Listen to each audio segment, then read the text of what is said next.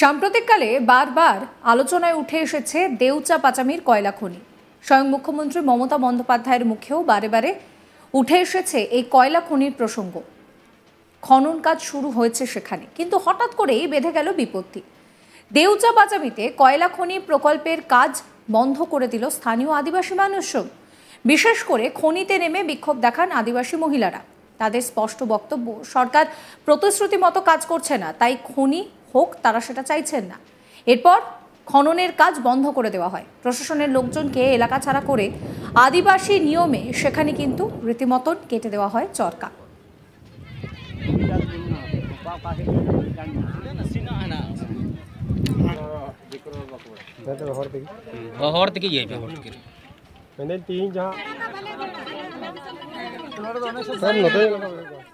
পাঁচই ফেব্রুয়ারি বিশ্ব বঙ্গ বাণিজ্য সম্মেলন থেকে বীরভূমের দেউচা পাচামি কয়লা খনিতে খনন কাজ শুরু করার কথা ঘোষণা করেছিলেন মুখ্যমন্ত্রী মমতা বন্দ্যোপাধ্যায়।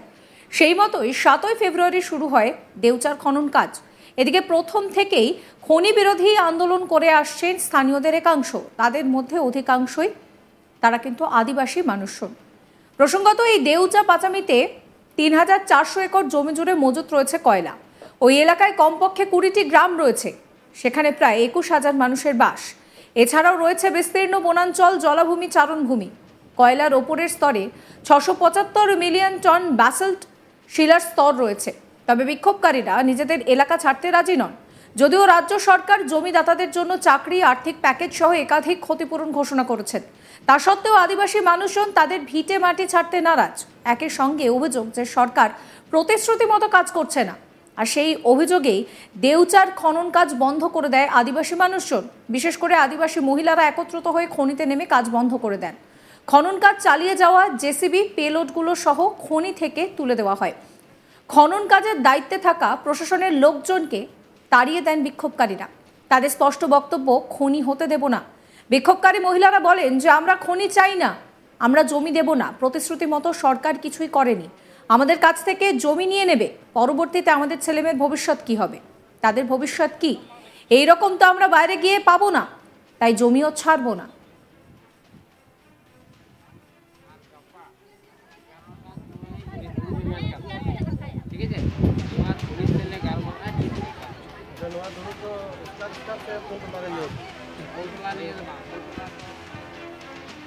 এক বিক্ষোভকারী মহিলা কি বলছেন শোনাবো আপনাদের।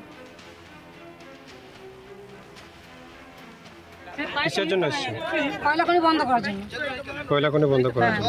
তো আচ্ছা, তোমরা কটা গ্রামে চলে এসেছো? এখন আমরা আপাতত সাগাবাড়ি গ্রামের আছি।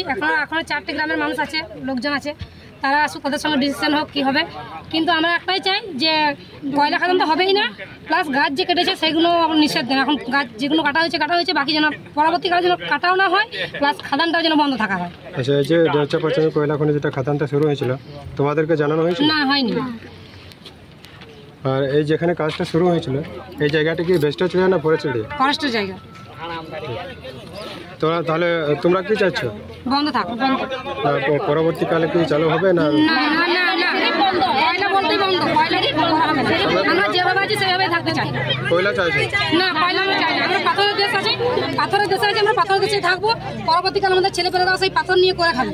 কিন্তু কয়লা হলে পরে আমরা এখন নয়, আমরা চাকরি পাবো। ছেলেপেলেরা কি করবে? সরকার চাকরি কিছুই বলছে, সরকার বলছে হ্যাঁ আমরা করে দেবো, আগে দেখা করে দেখা।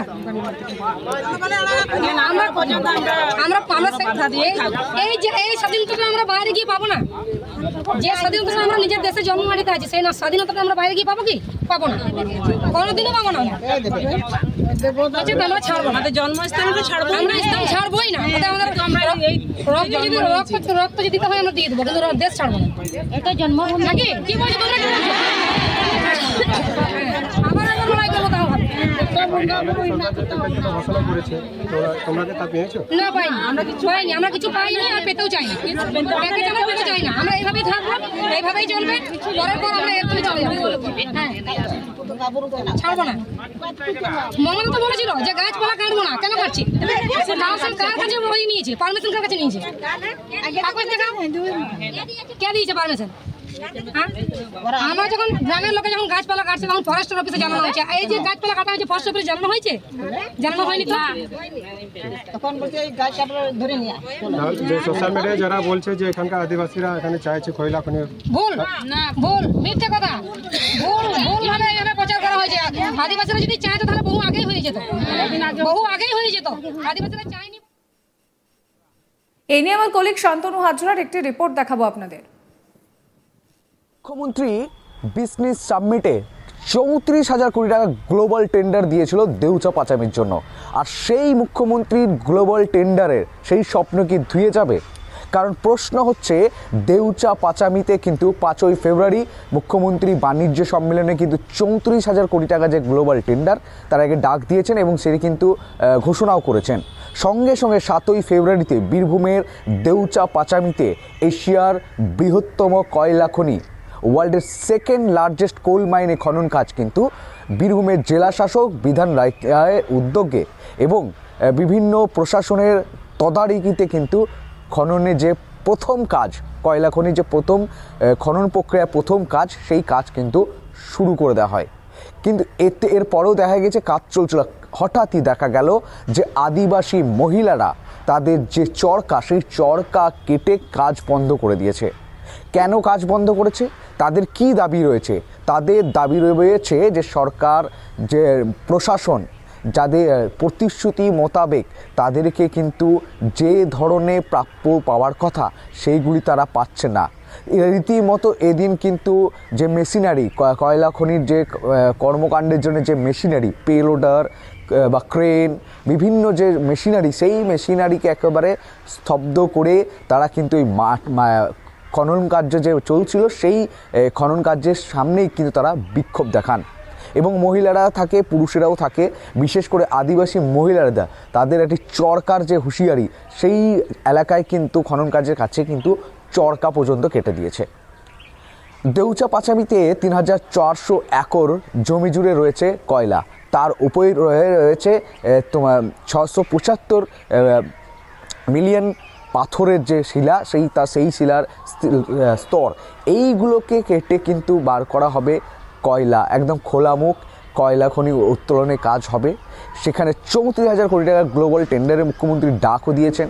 সেই ঘোষণা কিন্তু 5 তারিখে করেছে। 7 তারিখে সঙ্গে সঙ্গে তড়িঘড়ি বীরভূমের জেলা শাসক একেবারে দেউচা পাচামির বুকে কিন্তু খনন কার্যের প্রক্রিয়া শুরু করে দেয়। প্রাথমিকভাবে কিন্তু বিক্ষোভ অনাস্থা থাকে, তারপরে কিন্তু রাতের দিকে সমস্যার সমাধান হলে তবে ফের কিন্তু দেউচা পাচামিতে জমি জট, মানুষের, স্থানীয় বাসিন্দাদের কিন্তু আদিবাসী সম্প্রদায়ের মানুষের কিন্তু ভাবাবেগ রয়েছে। সেখানে তারা কিন্তু সরকারের প্রশাসনের যে প্রতিশ্রুতি দিয়েছিল সেই প্রতিশ্রুতি মোতাবেক তারা কিন্তু কোনো কিছু পাচ্ছে না।